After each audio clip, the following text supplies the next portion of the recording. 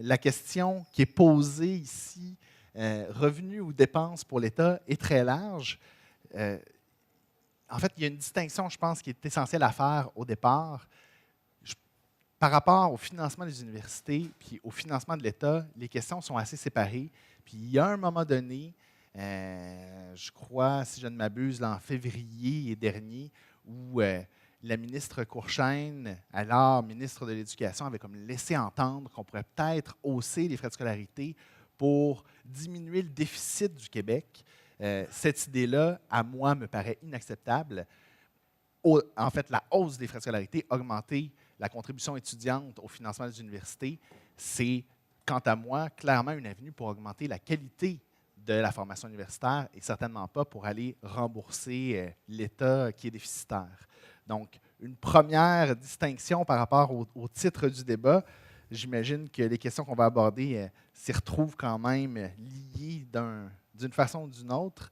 En fait, je trouve très intéressant les débats sur les frais de scolarité parce qu'en général, on part d'un même principe et on s'entend sur un même principe fondamental. Et vous l'avez entendu tout à l'heure, j'étais aussi militant dans les associations étudiantes, notamment la Fédération étudiante universitaire du Québec, où on défendait un principe qui m'apparaît fondamental et qui m'apparaît encore fondamental aujourd'hui, qui est l'accessibilité à une éducation de qualité. Autrement dit, il y a l'accessibilité et la qualité de l'éducation qui sont les deux volets d'un même combat et qui sont essentiels. Je crois que c'est encore la question à laquelle il faut s'intéresser aujourd'hui. Et par rapport aux frais de scolarité, plus spécifiquement, la question est de savoir est-ce que les universités sont effectivement sous-financées? Je crois que oui. Je crois la CREPUC, quand elle fait des comparaisons, qui sont par ailleurs reconnues par le ministère de l'Éducation et qui établit que par rapport aux universités canadiennes, les universités québécoises ont un manque à gagner, un sous-financement chronique d'environ 400 millions. Il y a certaines évaluations qui vont jusqu'à 500 millions pour l'ensemble des universités. Ce sous-financement-là, ça se traduit par moins de professeurs, ça se traduit par des collections qui ne sont plus mises à jour dans nos bibliothèques, ça se traduit parfois par de l'équipement informatique désuet ou des programmes, des logiciels qui ne sont pas enseignés à l'université, mais qui se retrouvent largement utilisés sur le marché du travail. Est-ce que nos formations nous préparent bien? Est-ce que nos formations sont de la qualité qu'elles devraient être? Et il y a une question d'ambition collective. Est-ce qu'au Québec, on veut se contenter d'une éducation à peu de frais et de moindre qualité qu'ailleurs? Je crois que non. Je crois qu'il faut à tout le moins avoir une éducation correspondant à ce qui se fait ailleurs au Canada. Idéalement, j'aimerais qu'on ait l'ambition d'aller plus loin puis d'être leader. Par rapport à l'économie du savoir, effectivement, je pense que c'est une réalité. Il faut s'inscrire là-dedans et c'est passionnant. Il faut que les jeunes Québécois et entre autres les universitaires qui vont voir un marché du travail se transformer, qui vont voir des emplois s'ouvrir, qui vont exiger une formation universitaire, puissent avoir accès à ces emplois-là, puis puissent produire, dans le fond, davantage de connaissances, davantage d'innovation, davantage de progrès, puis davantage de prospérité pour l'ensemble de la société.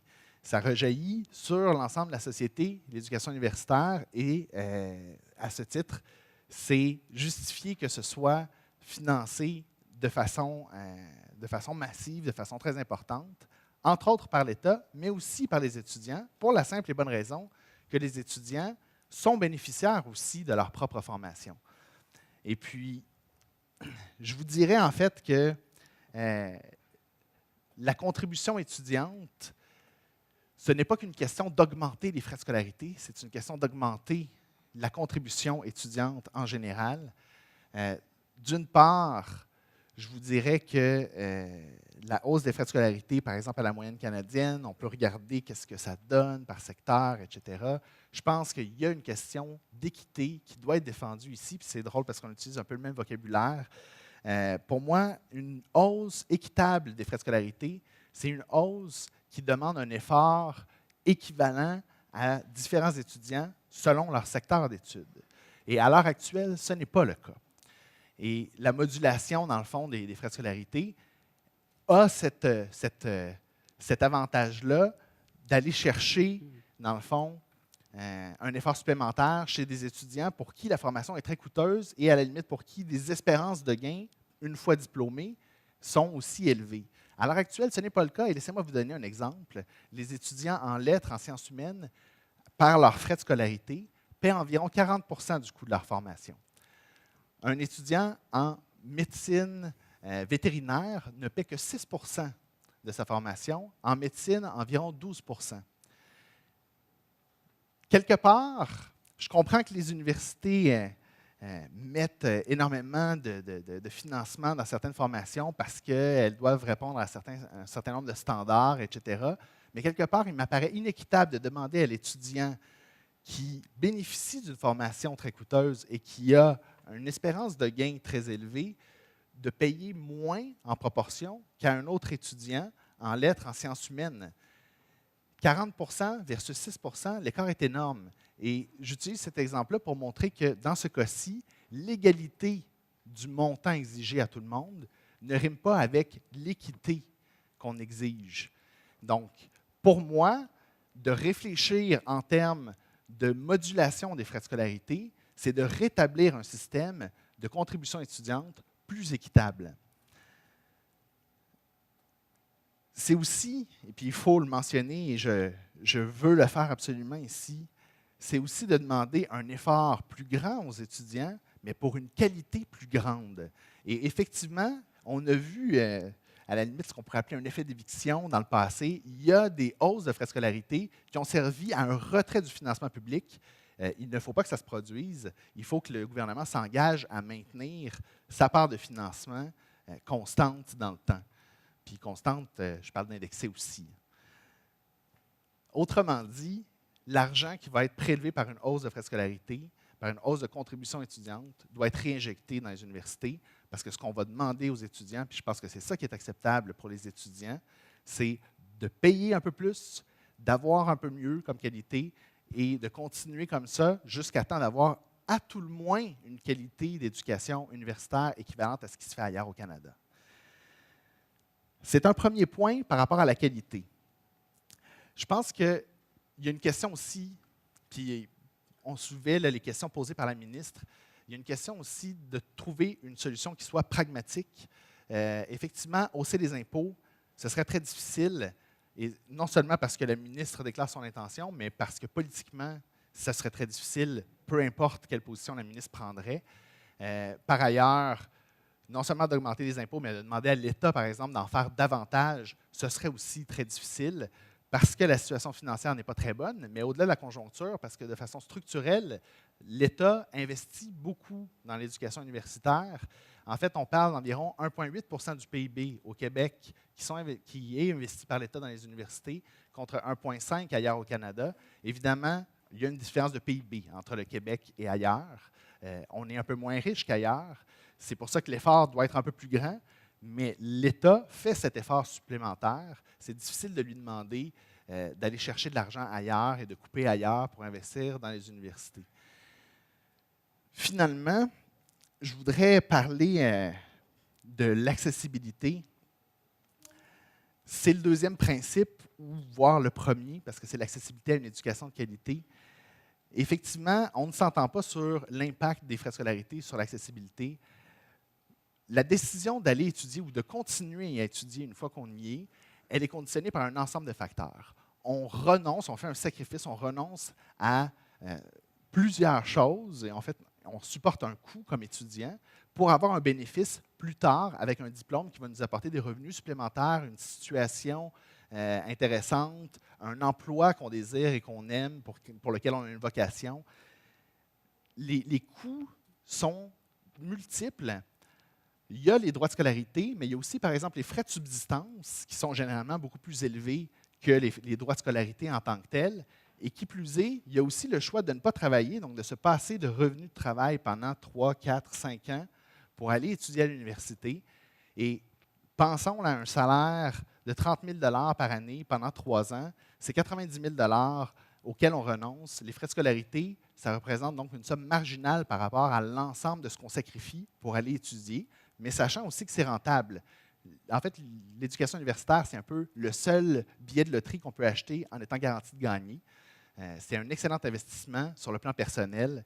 Et puis, pour ça, ça vaut la peine de se passer, de faire ce sacrifice, de se passer d'un certain nombre de revenus pour réussir à diplômer en ayant, dans le fond, une formation universitaire. Par rapport à l'accessibilité, outre cet argument sur l'ensemble des revenus, il faut aussi prendre en compte que les frais de scolarité, c'est une étiquette, c'est le prix, dans le fond, qu'on voit affiché sur un produit, par exemple, mais ce n'est pas le produit, ce n'est pas le prix qu'on paie nécessairement. Et heureusement, il y a l'aide financière aux études qui vient aider les étudiants qui en ont le plus besoin.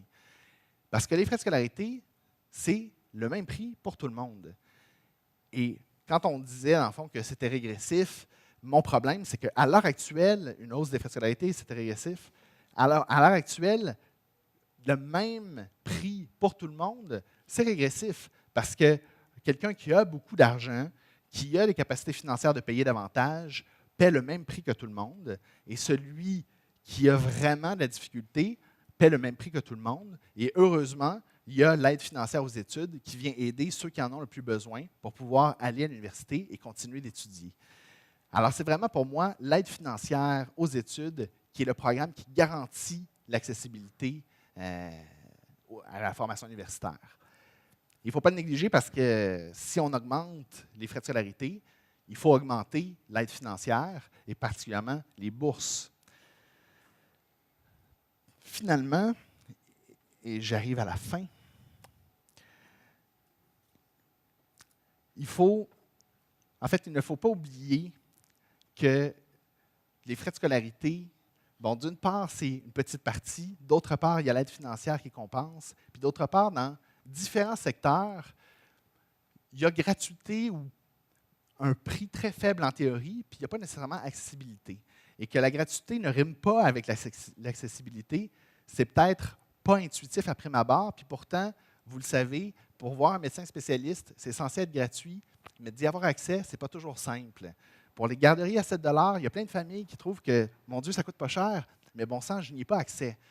Autrement dit, ça ne signifie pas, parce que les prix sont faibles, qu'on y a vraiment accès. Et puis finalement, on parlait de cégep, puis je trouvais que c'était un point très intéressant. J'irai un peu plus loin. En fait, l'accessibilité aux études universitaires, quand on parle de droit de scolarité, même quand on parle d'aide financière dans mon cas, ça s'adresse évidemment aux gens qui sortent du cégep et qui sont prêts à rentrer à l'université. Tous ceux qui ne se rendent pas jusque-là n'ont pas accès aux études universitaires et devraient peut-être l'avoir. Autrement dit, pour garantir aux Québécois un accès aux études universitaires, aux études universitaires de qualité idéalement, il faut aussi s'intéresser et prendre conscience qu'il y a un travail à faire au niveau du décrochage scolaire, parce que les jeunes qu'on perd dans ce cheminement-là ne se rendent même pas au seuil de l'université où on pourrait, avec des mesures, par exemple, comme l'amélioration de l'aide financière, les aider à franchir ce seuil. Alors, essentiellement, vous voyez, je pense qu'il y a un ensemble de considérations à prendre en compte quant à l'accessibilité, quant à la qualité. Mon dernier point, si un jour la qualité de l'éducation au Québec fait tellement pitié que la seule façon d'avoir une éducation de qualité, c'est d'aller étudier ailleurs, hors du Québec, on a vraiment un problème et l'accessibilité à l'éducation de qualité, elle n'existera plus, peu importe les droits de scolarité, peu importe l'aide financière. Il faut s'assurer que la qualité ne tombe pas en bas d'un certain standard et soit maintenue. La hausse des frais de scolarité, je défends cette position pour une raison principale. Je veux que l'éducation dans les universités québécoises soit excellente et je crois que c'est une ambition qu'on devrait avoir en société. Merci beaucoup.